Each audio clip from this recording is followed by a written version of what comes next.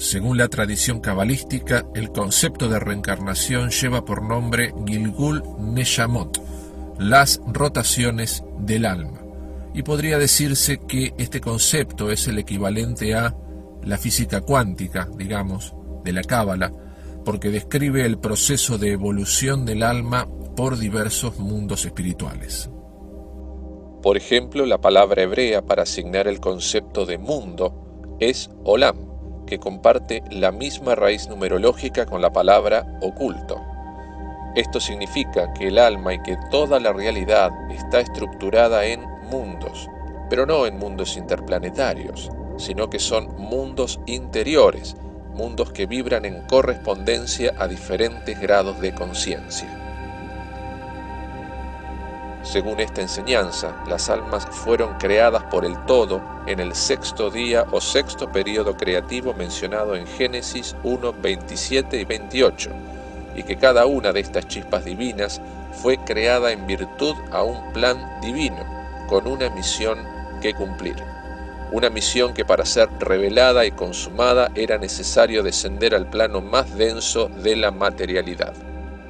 Es interesante señalar que la palabra vida en hebreo es Haim, que es un plural sin singular, o sea que cuando estamos diciendo Haim, en realidad estamos diciendo vidas.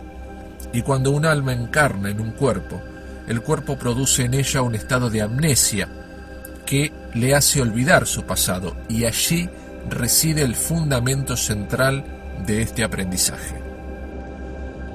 En el plano espiritual, las almas no tienen necesidades. Su situación es semejante a la de un bebé en el útero de su madre. Sin embargo, en el mundo de la dualidad, las almas encarnadas desarrollan el deseo y, por ende, el ego.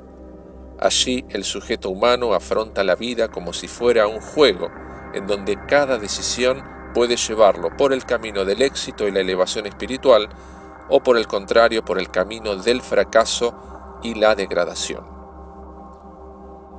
¿Qué sucedería si fuéramos jugadores de póker y tuviéramos la capacidad de ver las cartas de nuestros oponentes? Simplemente ya no habría juego.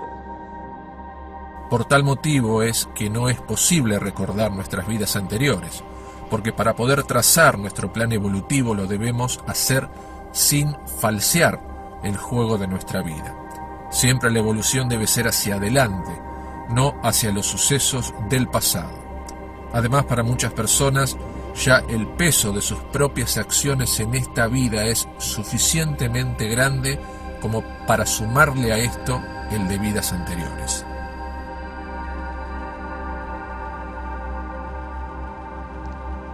Por medio de purificar nuestras midot o nuestras cualidades a través del autoconocimiento y la educación del deseo, podemos sondear por dónde se oculta el sentido de nuestra vida. Incluso muchas veces nuestros gustos e inclinaciones personales, o hasta incluso nuestros miedos o ciertas circunstancias inconfortables por las que tenemos que pasar en esta vida, nos muestran que nuestra rectificación o el plan del Creador para nuestra vida van por ese camino. Un hecho interesante de destacar es que los cristianos y místicos del siglo I todos creían en la reencarnación, o al menos tenían una concepción similar a la del samsara o transmigración de las almas que tenía la tradición brahmánica de aquel entonces. Incluso hasta los judíos creían en ella. De hecho, los esenios fueron fervientes partidarios de esta idea. En toda la Biblia judeo-cristiana existen varios pasajes que hacen alusión no explícita a esta creencia, simplemente porque en aquel tiempo todos creían en ella. Y vamos a analizar solo dos de estos ejemplos. Por ejemplo, cuando sus discípulos le preguntaron a Jesús por qué es que decían las Escrituras que Elías debía de venir primero, y el maestro les respondió que Elías ya había venido, pero que sin embargo no lo reconocieron, y que hicieron con él cuanto quisieron. Allí los discípulos entendieron que se estaba refiriendo al espíritu de Elías en Juan el Bautista, pero no a través de una explicación simbólica, sino que Juan era la encarnación del espíritu de Elías. Y otro pasaje revelador de esta idea fue la conversación registrada en el capítulo 3 de Juan, cuando Jesús le explicó a Nicodemo que quien no nace de nuevo no podrá ver el reino de Dios, haciendo referencia a que el alma necesita de un proceso evolutivo gradual de rectificación hasta lograr entrar en el reino de Dios. ¿Qué significa esto? Simplemente que no sea necesario volver a este mundo.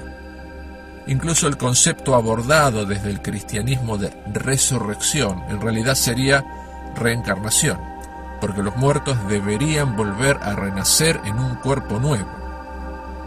Igualmente, los motivos de la eliminación de toda referencia de esta enseñanza en la Biblia poco tuvo que ver con asuntos espirituales o religiosos, sino que más bien tuvo que ver con motivos políticos. Para el año 543 después de Cristo, el emperador Justiniano, influenciado por su esposa Teodora, en el Concilio de Constantinopla decidió eliminar cualquier referencia a la reencarnación de la Biblia judeo-cristiana, ya que esta creencia socavaba el poder terrenal de la Iglesia. Por el contrario, la fe en una recompensa celestial o en un castigo eterno en el infierno por los actos cometidos en esta vida, eso sí le confería un poder incuestionable tanto al imperio como a la Iglesia, convirtiéndose así la Biblia en un libro adulterado, con tachaduras y añadiduras según los caprichos de los papas y los reyes de turno.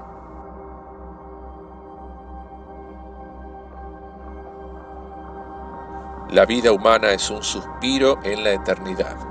Muchas vidas en este mundo transcurren desde la cuna hasta la tumba en una tiniebla de ignorancia, necedad, estancamiento, y muchas de ellas sin tener los recursos mentales o materiales de poder cambiar debido al entorno cultural y familiar en que nacieron o la región del planeta en que se criaron. Millones de humanos que mueren analfabetos, en ceguera mental y espiritual, desnutridos, inmovilizados, víctimas de las guerras.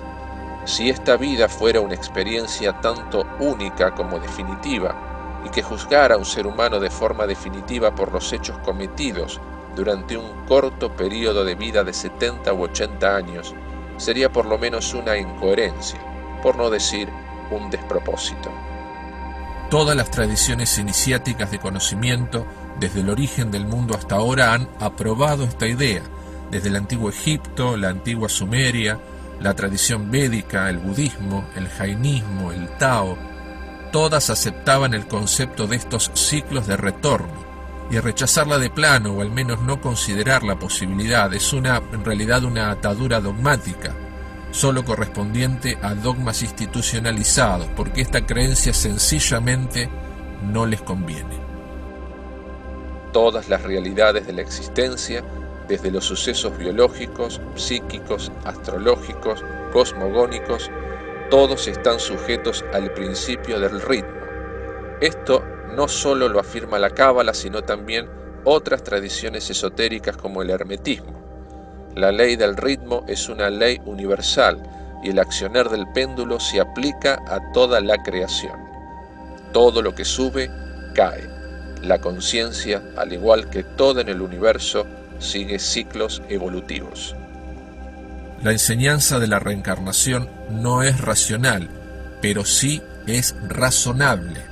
Y aunque no pueda ser aceptada por los dogmas cientificistas o religiosos, o por los paradigmas imperantes de este mundo, sí permite contemplar la realidad del universo con un profundo trasfondo ético y moral.